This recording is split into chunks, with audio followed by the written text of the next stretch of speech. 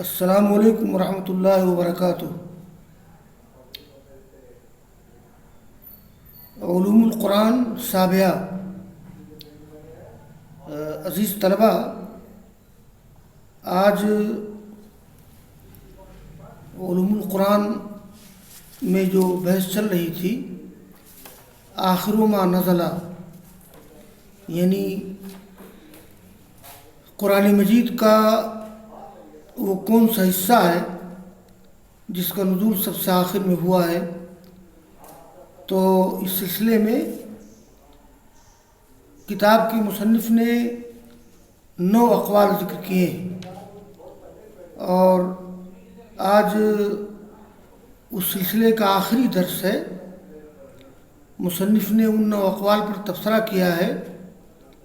اور اس کے بعد پھر آخر میں ایک دوسری بحث کی ہے۔ تو طلباء نے جو اقوال پڑھے ہیں، ایک بات کا اندازہ طلباء نے کیا ہوگا کہ جتنے بھی اقوال گزرے ہیں ان میں سے کوئی قول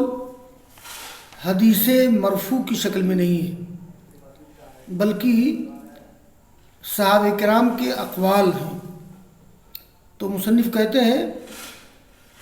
وَهَذِهِ الْأَقْوَالُ لَيْسَ فِيهَا شَيْءٌ مَرْفُوعٌ إِلَى النَّبِيِّ صلی اللہ علیہ وسلم وَكُلٌّ قَالَ بِضَرْبٍ مِّنَ الْاجْتِهَادِ وَغَلَبَةِ الظَّنِّ وَيَحْتَمِلُ أَنَّ كُلَّ مِنْهُمْ أَخْبَرَ عن آخر ما سمعه من الرسول أو قال ذلك باعتبار آخر ما نزل في تشریع خاص أو آخر سورة نزلت كاملة على النحو الذي خرجنا به كل قول منها۔ یعنی یہ جو 9 اقوال گزرے ہیں، ان میں سے کوئی قول ایسا نہیں ہے کہ جس کی سند پہنچتی ہو رسول اللہ صلی اللہ علیہ وسلم کی طرف۔ ہر ایک نے وہ بات کہی ہے،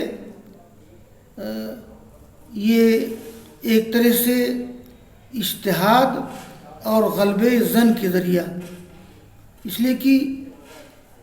مختلف صحابہ کرام سے وہ اقوال آئے ہیں، تو ہر ایک نے ایک طرح سے اجتہاد اور غلبہ ظن کے ذریعہ وہ بات کہی ہے۔ وَيَحْتَمِلُ أَنَّ كُلَّ مِنْهُمْ أَخْبَرَ عن آخر ما سمعه من الرسول، اور اس میں کئی احتمال ہیں۔ ایک احتمال تو یہ ہے کہ ان میں سے ہر ایک نے خبر دی ہے اس آخری حصے کے بارے میں جس کو سنا رسول اللہ صلی اللہ علیہ وسلم سے، یعنی جس نے رسول اللہ صلی اللہ علیہ وسلم سے آخر میں جو سنا، سمجھا کہ یہی آخر ما نزلہ ہے، یا کہنے والے نے وہ بات کہی ہے وہ ایک اس اعتبار سے کہ کسی خاص قانون کے بارے میں جو سب سے آخر میں نازل ہوا ہے اس اعتبار سے کہہ دیا کہ آخر ما نزلہ، یا اس اعتبار سے کہا ہے کہ سب سے آخری صورت جو پوری طور پہ نازل ہوئی ہے، یعنی گویا اس میں 3 احتمال ہے۔ یہ ہر ایک نے اجتہاد اور غلبہ ظن کی بنیاد پر بات کہی ہے، اور احتمال یہ ہے، 3 احتمالات۔ نمبر 1 کہ ہر ایک نے رسول اللہ صلی اللہ علیہ وسلم سے سب سے آخر میں جو سنا تو اس نے سمجھا کہ یہی آخر ما نزلہ ہے، یا کسی خاص قانون کے بارے میں سب سے آخر میں جو جس کا نزول ہوا ہے اس کے اعتبار سے کہہ دیا کہ آخر ما نزلہ۔ تیسرا احتمال یہ ہے کہ پوری صورت جو سب سے آخر میں نازل ہوئی ہے اس اعتبار سے کہنے والے نے کہہ دیا، تو آخر صورت نزلت کاملۃ علی النحو الذی خرجنا بھی کل قول منہا، اسی طریقے کے مطابق جیسا کہ ہم نے اس کی تخریج کی ہے ہر قول کی ان میں سے۔ تو یہ خلاصہ کلام یہ ہے کہ آخر ما نزلہ، یعنی سب سے پہلے قرآن کریم کے کون سا حصہ نازل ہوا ہے، اس کے بارے میں جو 9 اقوال ہیں، میں نے ذکر کیا تھا کہ پہلا، دوسرا، تیسرا قول تو دراصل ایک ہی قول ہے، اس لیے کہ پہلے، دوسرے، تیسرے قول میں جن آیات کا تذکرہ ہے وہ آیات تقریباً بالترتیب سورہ بقرہ کی آیات ہیں، یعنی سورہ بقرہ کی آیت نمبر 278، آیت نمبر 281، آیت نمبر 282، درمیان میں 1-2 آیت کا فاصلہ ہے، تو ان آیات کا نزول بیک وقت ہوا ہے، اور ہر سننے والے نے، ہر صحابی نے سب سے آخر میں جو آیت سنی تو کہہ دیا کہ اس کا نزول آخر میں ہوا ہے، حالانکہ وہ ان تینوں آیات کا نزول بیک وقت ہوا ہے، دفعتاً واحدہ ہوا ہے، بیک وقت ہوا ہے۔ یہ ان تینوں اقوال، ان 9 اقوال میں زیادہ راجح یہ ہے، جیسا کہ آگے مصنف ذکر کر رہے ہیں، آیت دین یا آیت کلالہ، آیت دین، آیت ربا، آیت دین اور آیت کلالہ۔ تو آیت ربا اور آیت دین تو ان تینوں اقوال میں شامل ہے، آیت کلالہ تو یہ بعد میں یہ آیت اتری ہے، چوتھا قول ہے یہ۔ تو آیت دین اور آیت ربا ان کا نزول آخر میں ہوا ہے۔ اس پر ایک مصنف یہ بحث کر رہے ہیں کہ قرآن کریم کی ایک آیت ہے سورہ مائدہ کی آیت نمبر 3، تو اس آیت کریمہ کے اسلوب سے ایسا لگتا ہے کہ جیسے وہ آیت کریمہ قرآن کریم کی آخری آیت ہو۔ وہ آیت کریمہ یہ ہے، الیوم اکملت لکم دینکم واتممت علیکم نعمتی ورضیت لکم الاسلام دینا۔ آج میں نے تمہارے لیے تمہارے دین کو مکمل کر دیا، تم پر اپنی نعمت مکمل کر دی، اور تمہارے لیے دین اسلام سے راضی ہو گیا۔ تو اس آیت کریمہ کا لب و لہجہ یا اس کا اسلوب بتا رہا ہے، یا اس کے اسلوب سے معلوم ہوتا ہے کہ اس کو قرآن کریم کی آخری آیت ہونا چاہیے، اس لیے کہ فَإِنَّهَا نَزَلَتْ بِعَرَفَةَ عام حجۃ الوداع۔ یہ آیت کریمہ اتری ہے عرفہ کے میدان میں حجۃ الوداع کے سال، جب رسول اللہ صلی اللہ علیہ وسلم نے حج کیا تھا سن 10 ہجری میں، اس لیے کہ سن 8 ہجری میں مکہ فتح ہوا ہے، اور سن 9 ہجری میں رسول اللہ صلی اللہ علیہ وسلم نے ابو بکر اور علی رضی اللہ تعالیٰ عنہما کو بھیجا تھا، ابو بکر کو بنایا تھا امیر الحج، اور اس کے بعد سن 10 ہجری میں رسول اللہ صلی اللہ علیہ وسلم نے حجۃ الوداع کیا ہے۔ تو حجۃ الوداع کے سال عرفہ کے میدان میں اس آیت کا نزول ہوا ہے۔ تو مصنف کہتے ہیں کہ وَيَدُلُّ ظَاهِرُهَا عَلَى إِكْمَالِ الْفَرَائِضِ وَالْأَحْكَامِ۔ اس آیت کریمہ کا ظاہر مفہوم بتا رہا ہے کہ اس آیت کریمہ کے نزول کے وقت فرائض و احکام کی تکمیل کر دی گئی ہے، یعنی لگتا ایسا ہے کہ الیوم اکملت لکم دینکم سے مراد فرائض و احکام کی تکمیل ہے، اور گویا اس آیت کریمہ کے ذریعہ فرائض و احکام کی تکمیل کر دی گئی۔ تو گویا کیا یہ آیت کریمہ قرآن کریم کی سب سے آخری آیت ہے؟ تو مصنف کہتے ہیں کہ ایسی بات نہیں ہے۔ وقد سبقت الاشارہ الی ما روی فی نزول آیت الربا وآیت الدین وآیت الکلالہ وغیرہ بعد ذلک، یعنی عام طور پر مفسرین کا خیال یہ ہے کہ سورہ مائدہ کی اس آیت کے بعد آیت ربا، آیت دین اور آیت کلالہ کا نزول ہوا ہے۔ تو اشارہ گزر چکا ہے اس چیز کی طرف جو مروی ہے، جس کی روایت کی گئی ہے آیت ربا، آیت دین اور آیت کلالہ کے نزول کے بارے میں، یعنی یہ بات بتائی گئی ہے کہ الیوم اکملت لکم دینکم واتممت علیکم نعمتی ورضیت لکم الاسلام دینا کے بعد آیت ربا، آیت دین اور آیت کلالہ کا نزول ہوا ہے۔ تو پھر اس آیت کریمہ میں تکمیل دین کا کیا مطلب ہے؟ مصنف اس کا ذکر کر رہے ہیں تو کہتے ہیں کہ لذا حمل کثیر من العلماء اکمال الدین فی هذه الآیہ علی ان اللہ اتم علیہم نعمتہ بتمکینہم من البلد الحرام واجلاء المشرکین عنہ وحجہم وحدہم دون ان یشارکہم فی البیت الحرام احد من المشرکین۔ یہ اس آیت کریمہ میں جو تکمیل دین کا ذکر ہے تو تکمیل دین کا مطلب یہ لیا ہے مصنف نے کہ اللہ تعالیٰ نے رسول اللہ صلی اللہ علیہ وسلم کو خانہ کعبہ پر غلبہ عطا کیا، مشرکین کو جلاوطن الگ کر دیا اس سے، اور صرف مسلمانوں نے خانہ کعبہ کا حج کیا، اس میں کوئی مشرک شریک نہیں ہوا۔ یہ ہے اکمال دین کا مطلب، یعنی اللہ تعالیٰ نے خانہ کعبہ کو مسلمانوں کے قبضے میں کر دیا، خانہ کعبہ مسلمانوں کے قبضے میں آ گیا، مشرکین کو الگ کر دیا گیا، اور مسلمانوں نے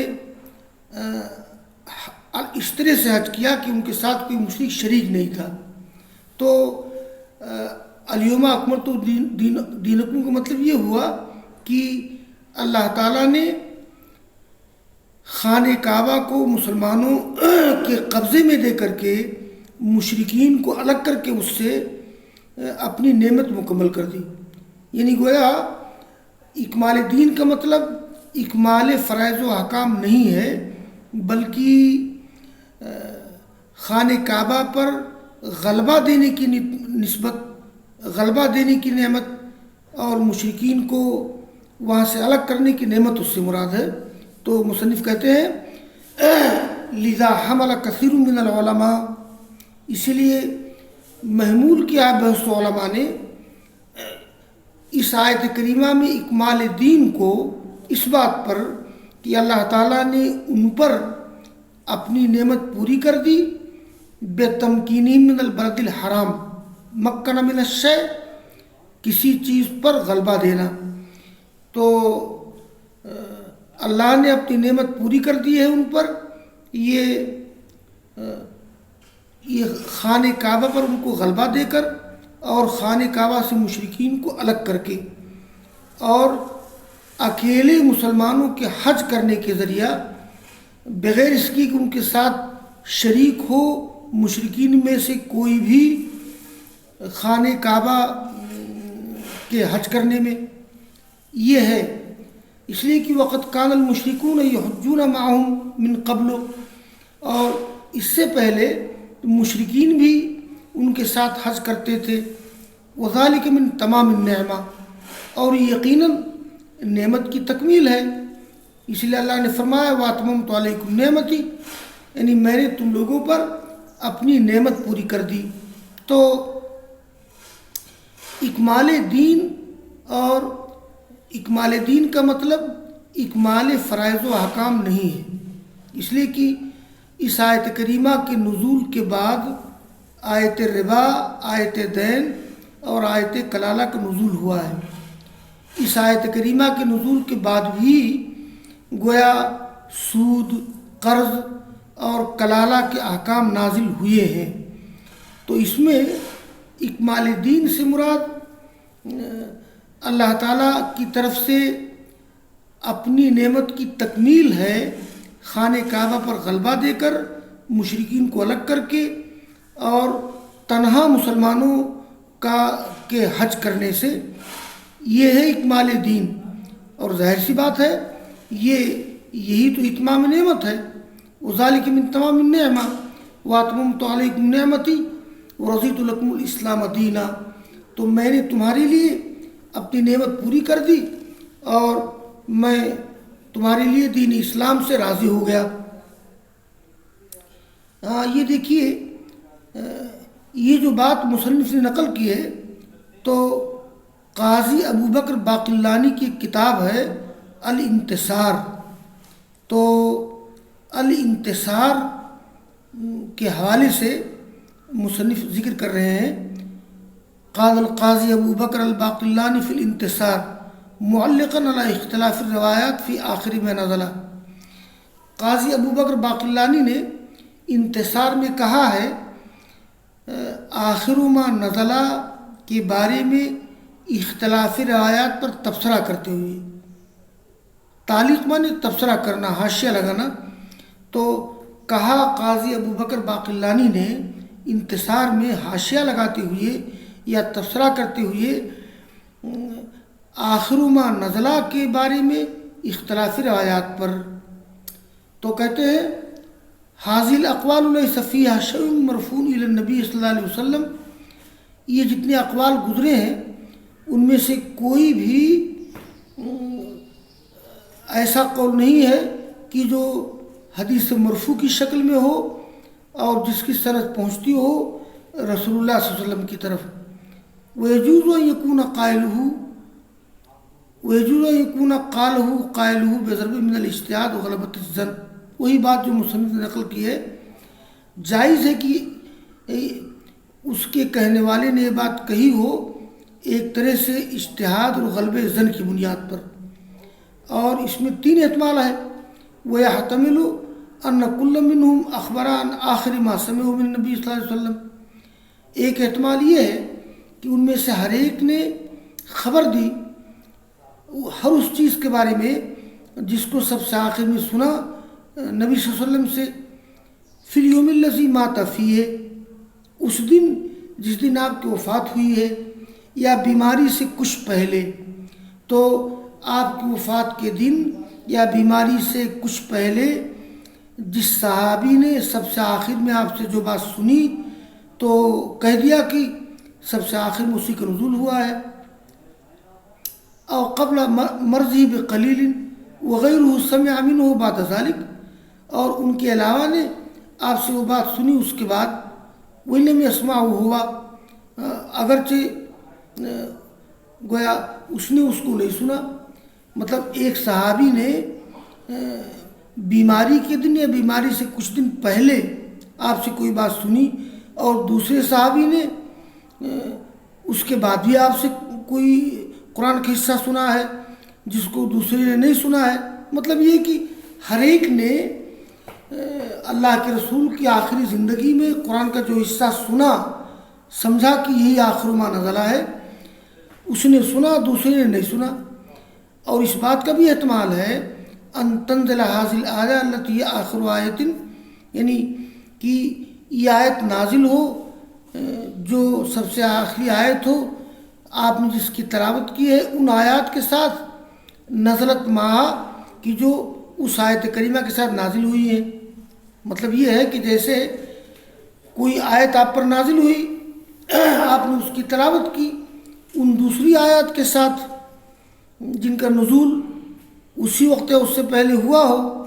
اور آپ نے حکم دیا کہ بھائی اس آیت کریمہ کو فلاں آیت کے ساتھ لکھ دیا جائے، تو حکم دیا جاتا تھا بے رسم ما نزل معا بعد رسم تلکا، یعنی اس چیز کے لکھنے کا جو نازل ہوا اس کے ساتھ ان کے لکھنے کے بعد، تو فیظن انہ، تو وہ فیظن یا فیظن، تو وہ آدمی وہ گمان کر لیتا ہے کہ وہی سب سے آخر میں ہے جس کا نزول ہوا ہے ترتیب کے اعتبار سے۔ مطلب یہ ہے کہ ایک آیت نازل ہوئی دوسری آیات کے ساتھ جس کی آپ نے تلاوت کی، تو آپ نے حکم دیا کہ اس آیت کو فلاں آیت کے ساتھ بھی درج کر دیا جائے، تو سننے والے نے سمجھا کہ یہی آخر ما نزلہ ہے۔ تو بہرحال یہ بات پوری ہو گئی کہ آخر ما نزلہ کے سلسلے میں مصنف نے 9 اقوال ذکر کیے ہیں، ان 9 اقوال میں کوئی بھی قول حدیث مرفوع کی شکل میں نہیں ہے۔ ایسا لگتا ہے کہ ہر صحابی نے جس آیت کے بارے میں کہا کہ آخر ما نزلہ ہے، تو ہر صحابی نے اس کو اپنے اجتہاد یا غلبہ ظن کی بنیاد پر کہا ہے۔ اور جیسا کہ میں نے ذکر کیا، اس میں 3 احتمال ہے۔ ایک تو یہ ہے کہ ہر ایک نے سب سے آخر میں اللہ کے رسول سے جو سنا سمجھا کہ وہی آخر ما نزلہ ہے، یا یہ ہے کہ کسی خاص قانون کے بارے میں سب سے آخر میں جو نزول ہوا جو نازل ہوا ہے اسی کو سمجھا کہ یہ آخر ما نزلہ ہے، یا یہ ہے کہ کوئی مکمل صورت سب سے آخر میں جو اتری ہے تو وہ کہنے والے نے کہہ دیا کہ یہی آخر ما نزلہ ہے۔ اور اس کے بعد مصنف نے یہ جو آیت کریمہ ہے سورہ توبہ کی، سورہ مائدہ کی، سورہ توبہ نہیں سورہ مائدہ، الیوم اکملت لکم دینکم واتممت علیکم نعمتی ورضیت لکم الاسلام دینا، یعنی آج کے دن میں نے تمہارے دین کو مکمل کر دیا اور تم پر اپنی نعمت کامل کر دی اور دین اسلام سے تمہارے لیے راضی ہو گیا۔ تو اس آیت کریمہ کا ظاہر مفہوم بتا رہا ہے کہ شاید سب سے آخری آیت یہ ہو، اس لیے کہ اس کا نزول میدان عرفہ میں حجۃ الوداع کے سال سنہ 10 ہجری میں ہوا ہے۔ تو مصنف نے جو بات کہی ہے اس کا خلاصہ یہ ہے کہ اس آیت کریمہ میں جو اکمال دین ذکر کیا گیا ہے، اس اکمال دین سے مراد اکمال فرائض و احکام نہیں ہے، اس لیے کہ اس آیت کریمہ کے نزول کے بعد بھی بعض فرائض و احکام کا نزول ہوا ہے۔ اس سے مراد اکمال فرائض و احکام نہیں بلکہ اللہ تعالیٰ کی نعمت کی تکمیل ہے، اس طرح سے کہ اللہ تعالیٰ نے خانہ کعبہ کو آپ کے قبضے میں دے دیا اور مشرکین کو اس سے الگ کر دیا، اور اس کے بعد صرف مسلمانوں نے خانہ کعبہ کا حج کیا، اس میں کوئی مشرک شریک نہیں ہوا۔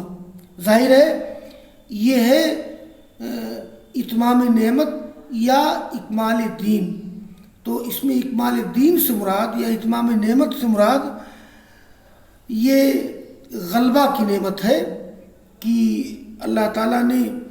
رسول اللہ صلی اللہ علیہ وسلم کو، مسلمانوں کو مکہ پر خانہ کعبہ پہ غلبہ عطا کیا اور مشرکین کو اس سے بے دخل کر دیا، اور اس کے بعد مسلمانوں نے اکیلے حج کیا، کوئی مشرک شریک نہیں ہوا۔ تو یہ ہے اتمام نعمت، یہ ہے اکمال دین۔ لہذا اس آیت کریمہ کے ظاہر مفہوم سے شبہ نہیں ہونا چاہیے کہ ہو سکتا ہے کہ سورہ مائدہ کی یہی آیت آخری آیت ہو، عام طور پر شبہ ہو جاتا ہے۔ بہرحال یہ بات پوری ہو گئی۔ وآخر دعوانا ان الحمد للہ رب العالمین۔